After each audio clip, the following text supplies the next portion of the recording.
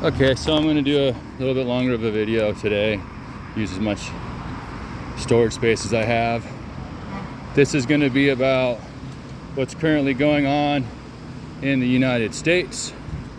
There's essentially what you would call a race war of whoever's going to be in charge for the next 4 years, and that's what you'd call Trump.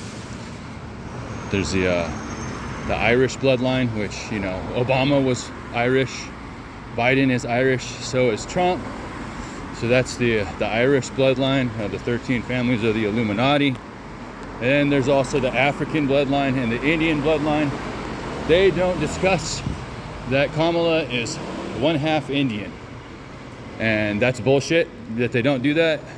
They should respect her entire heritage the same way that every other president has had their bloodlines exposed for what they are, who they are. And I think it's nonsense to do that. But, you know, she has a very prominent Indian bloodline. And I say I'm talking about the Asian Indian, not the Native American Indian. She has a very prominent Indian bloodline that she doesn't even discuss that. And that's because she wants the black vote. That's because she's going for voting demographics. She's not going for honesty and being real. But, you know, there's a shadow government behind who's running that. And I am very well aware of who is running Kamala Harris. And I can tell you right now that that person used to be a heroin junkie. I was the one who gave her the what you could call it, the cure-all to help her stay off of the heroin. She was interested in me at one point in time, but then flipped around and got nasty because she realized I was cool. She's black, right? She realized I was really cool and that I had gone through some of the same things that the black community had gone through, like jail and having been ran through the mill. And that had put me in a position to be able to do some of the things that I had done, like write rap lyrics and about my experience. And so it's kind of like, you know, there's a lot of things that you could say that we identify with each other very well. And I lived in a 120-year-old log cabin out in the middle of nowhere. I'm just kind of look like a dumb white redneck until you actually get into the depth of my character and all that I've had to go through and struggle to get where I'm at. And after she had seen that, you know, she had already turned me down and kind of made fun of me, you know, and treated me poorly, like I was less than. And that was all had to do probably with her status of where she was, and probably, you know, her income, because the place where she lived, you know, it's very expensive to live. So therefore your income's very high. Where I lived, it's fairly cheap. So we were living kind of opposite lifestyles. I was living in a point where I was free. I didn't have to worry about working much. She was more worried about putting cash in her pocket.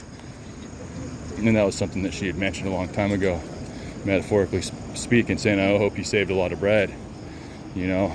But that was just a narcissistic way to test whether I had saved up money and income, right? So that was just a fishing tactic. She's a narcissist and a half. And that's why you can see Kamala cackling and running around and looking to stab her opponent in the back at whatever she can, and not talk much during the 2 years where she was hiding.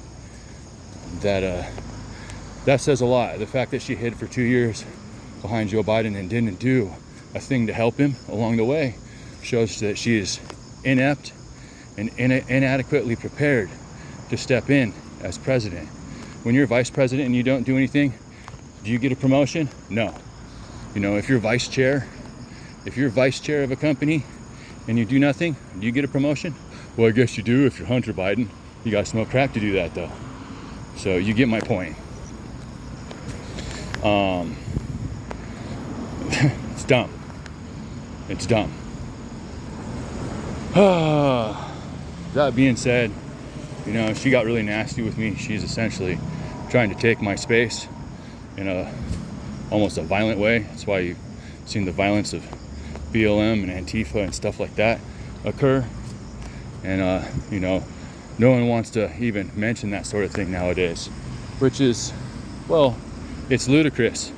It's ludicrous to recall previous events and brush them under the rug when BLM caused more than $1 billion damage to small businesses and, you know, police, harming the police, the infrastructure which should keep people safe. Stupid.